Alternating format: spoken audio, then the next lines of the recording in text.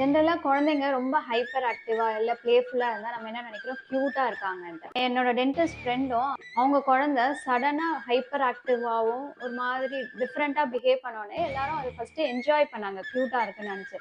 போக போக அவங்க ஆக்டிவிட்டீஸ்ல சேஞ்சஸ் தெரியறதுனால இது நார்மல் இல்லையேன்ட்டு ஸ்லீப் ஸ்டடி பண்ணி பார்த்தாங்க. அவங்க குழந்தைக்கு ரொம்ப நாளா மவுத் ப்ரீதிங் ஹேபிட்டும் இருந்தனால ஸ்லீப்ல ஏதாவது பிரச்சனையா இருக்குமோன்னு சொல்லி ஸ்லீப் ஸ்டடி பண்ணி பார்த்ததுல அப்ஸ்ட்ரக்டிவ் ஸ்லீப் ஆப்னியா இருந்தது கண்டுபிடிச்சாங்க. இல்ல ஸ்லீப் டிஸார்டர்ஸ் இருந்தா குழந்தை டல்லா தான் ஆகுவாங்க, இல்ல ஸ்லீப்பியா இருப்பாங்க, எக்ஸசிவா டே டைம்ல தூக்கம் வரும் அப்படின்னு மட்டும் கிடையாது.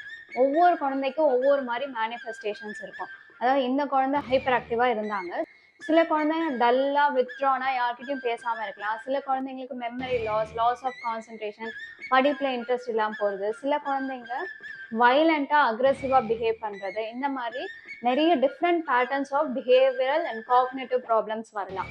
ஸோ உங்க குழந்தைக்கு ஏதாவது இந்த மாதிரி சேஞ்சஸ் இருக்கோ, இல்ல பிறந்ததுல இருந்தே குழந்தை மவுத் பிரீத்திங் ஹேபிட் இருக்கு அப்படின்னு நீங்க நினைச்சீங்கன்னா கண்டிப்பா ஒரு ஸ்லீப் பிசிஷியனோ இல்ல ஓரோஃபேஷியல் பெயின் டென்டிஸ்டையோ நீங்க செக் பண்ணீங்கன்னா அவங்களுக்கு இந்த மாதிரி ஸ்லீப் ஆப்னியாவோ ஸ்லீப் டிஸார்டர்ஸ் இருந்ததுன்னா அதுக்கு ட்ரீட்மெண்ட் பண்ணி உங்க குழந்தைய சரி பண்ணிடலாம்.